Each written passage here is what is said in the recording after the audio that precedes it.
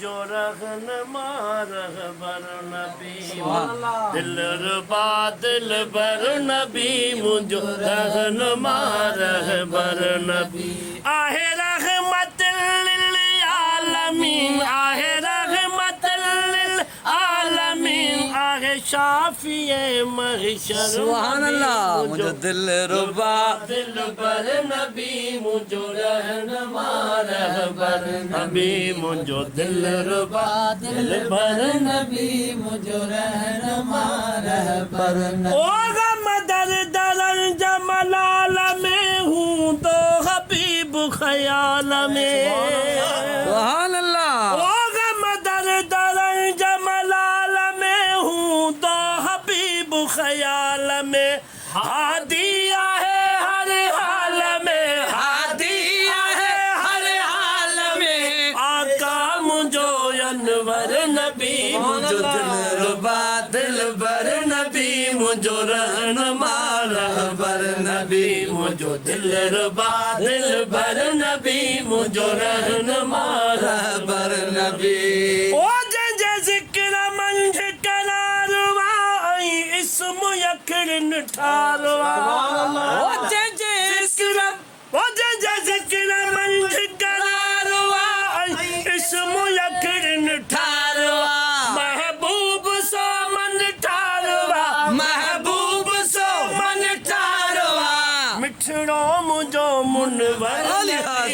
जो दिलरुबा दिलबर नबी मुझो रहनुमा रहबर नबी मुझो दिलरुबा दिलबर नबी मुझो रहनुमा रहबर नबी ओ मस्जिद में बड़ा मेहराब में उलमा जया खिताब में सुभान अल्लाह ओ मस्जिद में बड़ा मेहराब में उलमा जया खिताब में कल में कुरान अजान में कल में कुरान अजान में हर जगह हर हर नबी मुझो दिलरुबा दिलबर नबी मुझो रहनुमा रहबर नबी मुझो दिलरुबा दिलबर नबी मुझो रहनुमा रहबर नबी ओ इखलाक में किरदार में आला उत्तम गुफ्तार में सुभान अल्लाह ओ इखलाक में किरदार में आला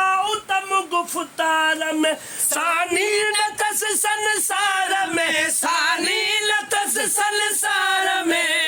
हर तरह बेहतर नबी मुझो दिलरुबा दिलबर नबी मुझो रहनुमा रहबर नबी मुझो दिलरुबा दिलबर नबी मुझो रहनुमा रहबर नबी ओ अकमल मुकम्मल वा सजन वस में नहन वसफूल सुभान अल्लाह हकीकत ओ अकमल मुकम्मल वा सजन वस में नहन वसफूल लिखन शाहिदा लिया जो या चमन शाहिदा लिया जो वा चमन बाला बुलंद बरतर सुभान अल्लाह दिलरुबा दिलबर नबी मुझो रहनुमा रहबर नबी मुझो दिलरुबा दिलबर नबी मुझो रहनुमा